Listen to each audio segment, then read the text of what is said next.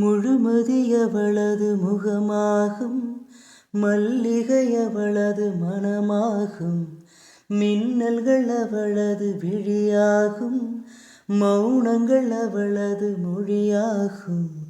மார்கழி மாதத்து பனித்துளி அவளது குரலாகும்.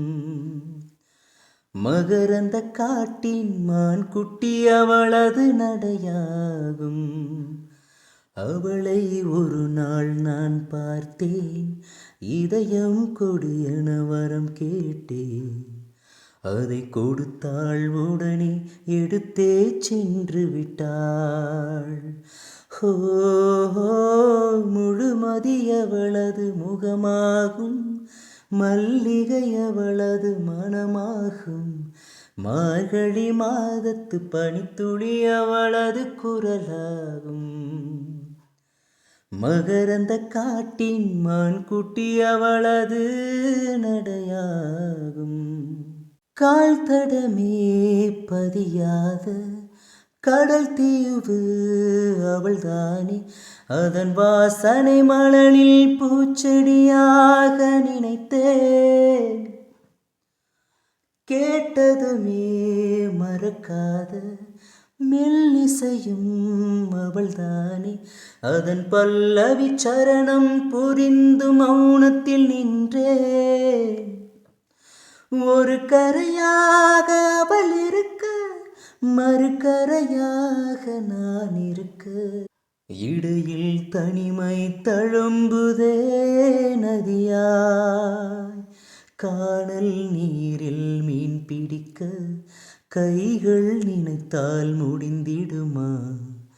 நிகழ்காலம் நடுவே வேடிக்கை பார்க்கிறதே. ஹோ முழுமதி அவளது முகமாகும், மல்லிகை அவளது மனமாகும், மார்கழி மாதத்து பனித்துளி அவளது குரலாகும். மகரந்த காட்டின் மான் குட்டி அவளது நடையாகும். அமைதியுடன் அவள் வந்தாள், விரல்களை நான் பிடித்து கொண்டேன். பல வானவில் பார்த்தே வழியில் தொடர்ந்தது பயணம். உறக்கம் வந்தே தலை கோத மரத்தடியில் இளைப்பாரி கண் திறந்தேன், அவளும் இல்லை. கசந்தது நிமிடம். அருகில் இருந்தால் ஒரு நிமிடம், தொலைவில் தெரிந்தாள் மறு நிமிடம்.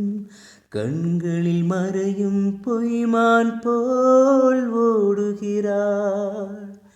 அவளுக்கும் எனக்கும் நடுவினிலே திரையொன்று தெரிந்தது எதிரினிலே. முகமூடி அணிந்தால் முகங்கள் தெரிந்திடுமா?